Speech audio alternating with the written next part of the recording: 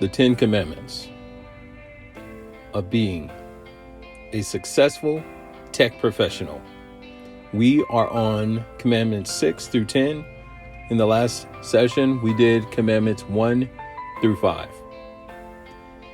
Commandment number 6. Thou shalt manage thy boss. Upon hearing that for the first time, it probably sounds really interesting that I would impress upon you to manage your boss.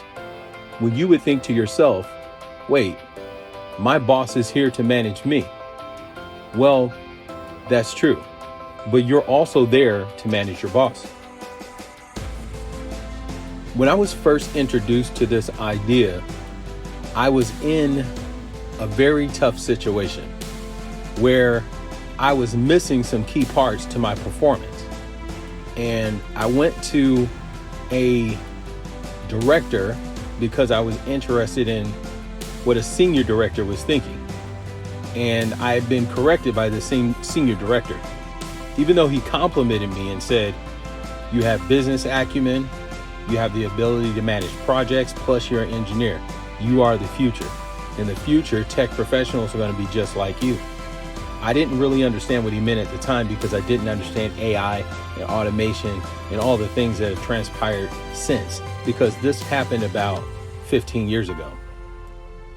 Nonetheless, this director told me, he said, I know what your problem is. After I explained everything that was going on in the situation, I couldn't see it. I had a blind spot. He said, Chris, you're not managing your boss. And then he gave me the details on how to go about doing that. And essentially, it is this. You need input from your boss to understand what your performance is.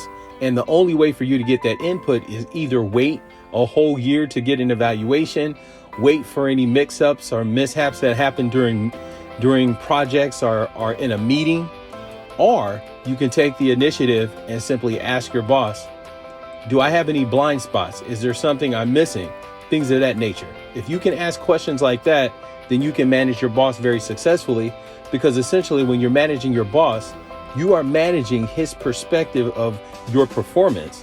And if you manage that, then you manage your performance. That's the importance of managing your boss. Commandment number 7. Thou shalt go the extra mile. Thou shalt go the extra mile is something I think is really important. When I think of Kobe Bryant, I think of someone that went the extra mile in his mastery and craftsmanship of basketball, professional basketball. Many would say that Kobe Bryant would show up early and be the last one to leave.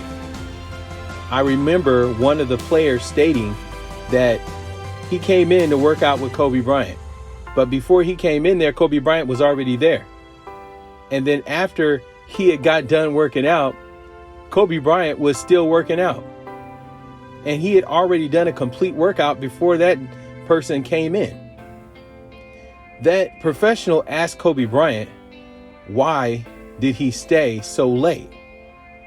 He said, I wanted to show you that I'm stronger than you. Something to that effect.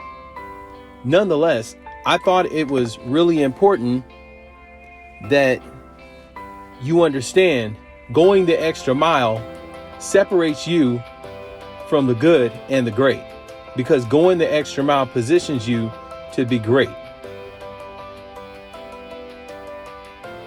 Commandment number 8. Thou shalt make thyself useful. I learned this from Napoleon Hill when I read his book, Think and Grow Rich. Making yourself useful positions you to distinguish yourself from those who are not taking the initiative. I can give you an example.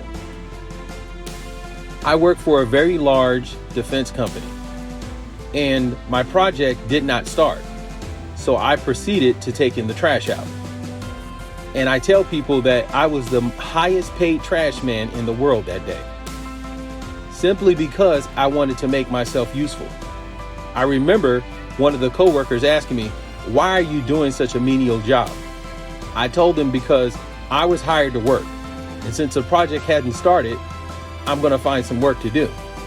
So I started taking out the trash.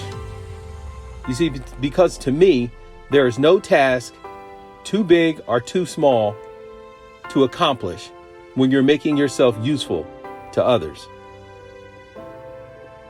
Commandment number 9.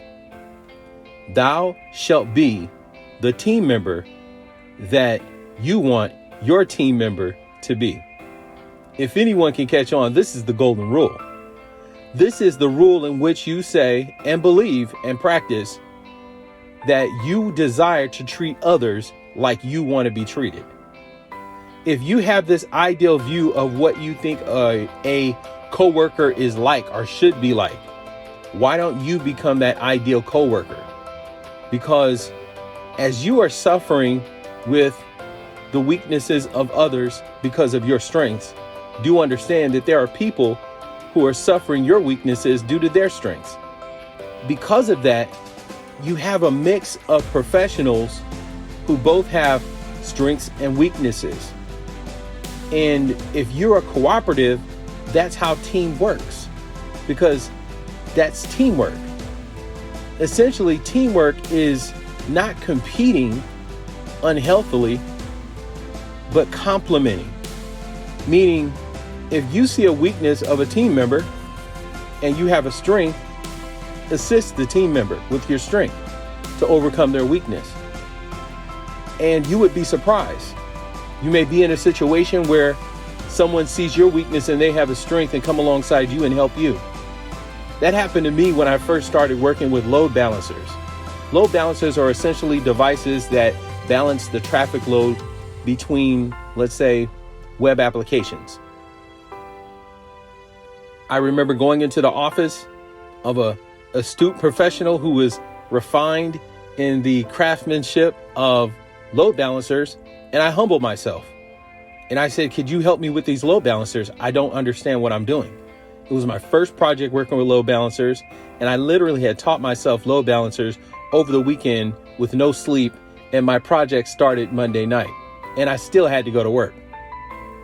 Nonetheless, I explained to him my weaknesses. He expressed his strengths, corrected my configurations, and the rest is history. I can do load balancers without a problem. I can configure them in my sleep now. But nonetheless, I treated my coworker the way I wanted to be treated. And I fulfilled commandment number 9. And I suggest that you do the same thing if you want to be a successful tech professional. Commandment number 10. Thou shalt stay up to date with your specialty. What I mean by that is this. If you have certifications, keep them up to date. If you have skills that pay the bills, you want to make sure that you're up to date with those skills. I wouldn't get too comfortable, even in a job. I always encourage technology professionals to be skilled, to be beneficial for the industry, not just a job, because jobs come and go. But if you really want to manage a career, you have to make yourself skillful and in demand for the industry, not just your job.